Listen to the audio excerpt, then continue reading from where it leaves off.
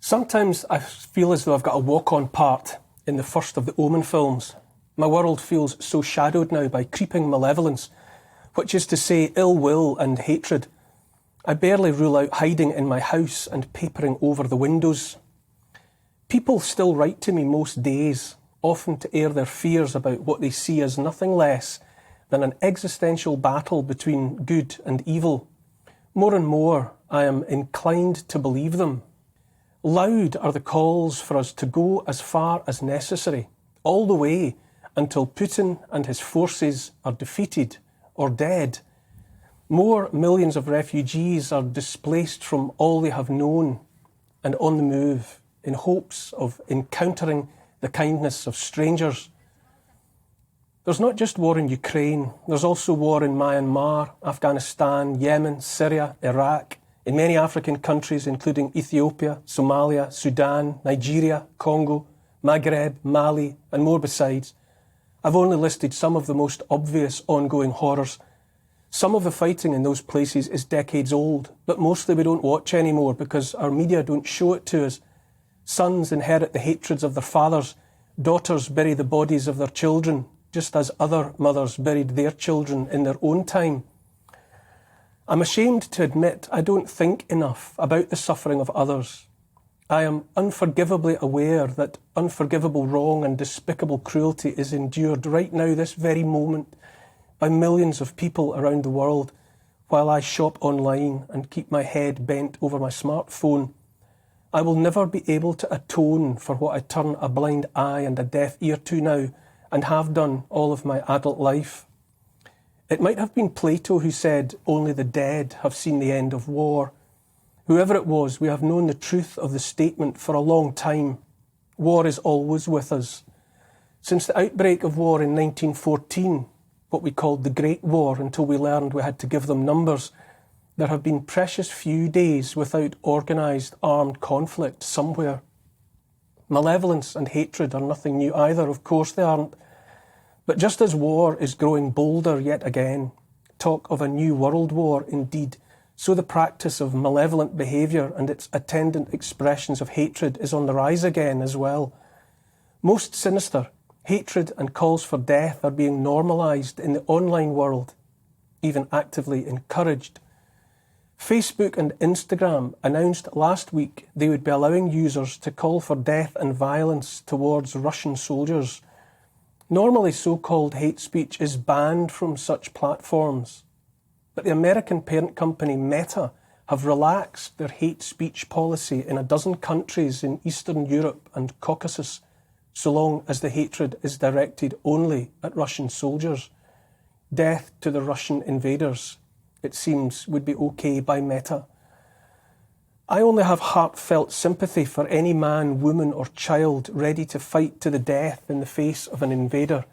The thought of my home, my children's home, being attacked and destroyed, their peaceful world torn apart.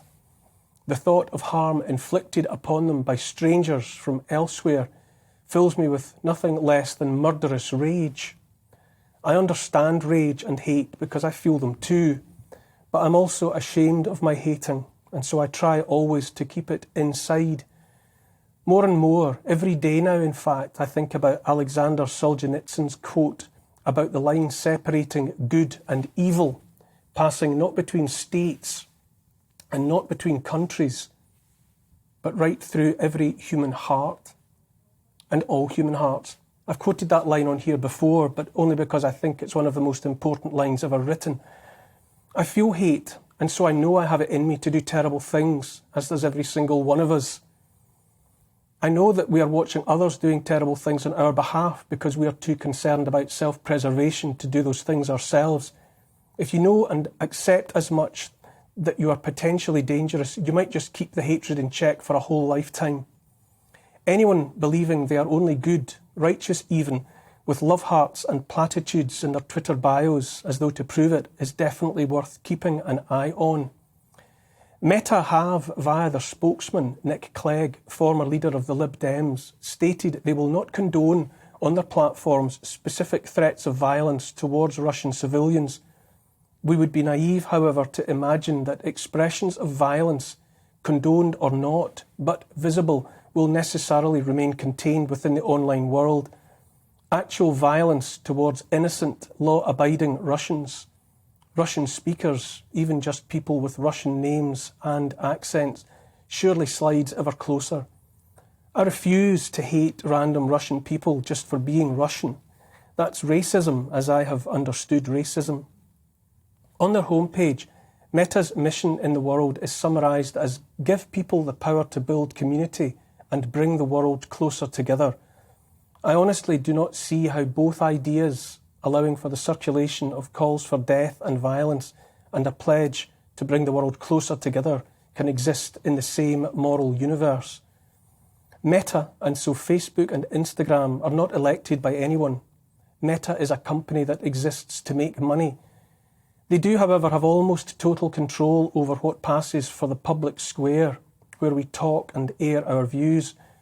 What is deemed right and wrong when it comes to expressing our thoughts publicly is now the exclusive preserve of the unelected technocrats of Meta. Now they have taken it upon themselves to decide who might be hated, whose death might be called for. That's quite some right to assume. Just because you approve their choice of the condemned today doesn't mean you'll like it tomorrow. It might be you tomorrow. We're being manipulated as never before in history. Even the medieval church could barely dream of such control over how people think and act. In Scotland, First Minister Nicola Sturgeon apologised last week to witches tormented and murdered hundreds of years ago. Her timing is interesting when we are poked and prodded into one witch hunt after another right now in the present. These are dark days, and they will likely get darker for a while yet. Literally darker and colder for those who won't be able to heat their homes on account of the surging prices of gas and oil, sources of energy upon which we will depend for decades at least.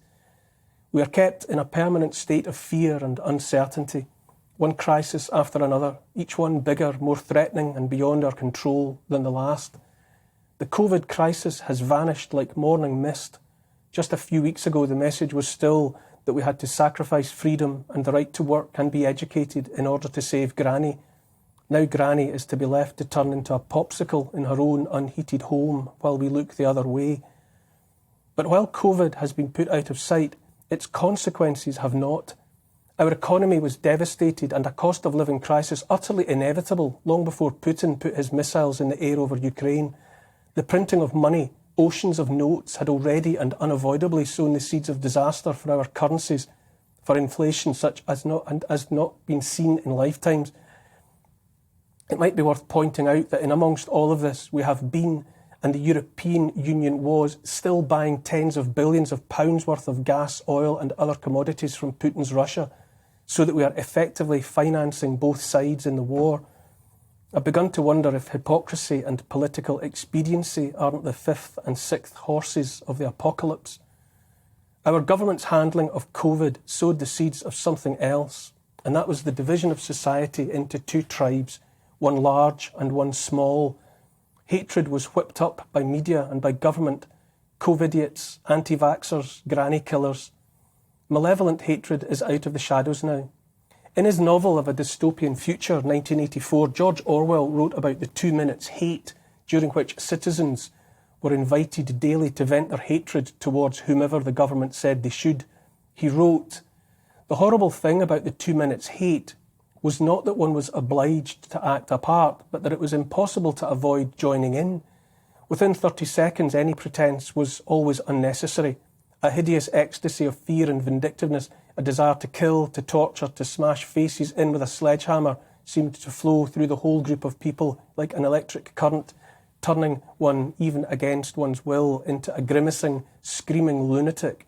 And yet the rage that one felt was an abstract, undirected emotion which could be switched from one object to another like the flame of a blow lamp.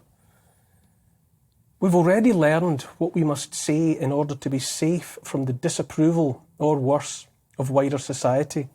We nudge closer and closer to what is called compelled speech, when it's not enough to think the supposedly right thing.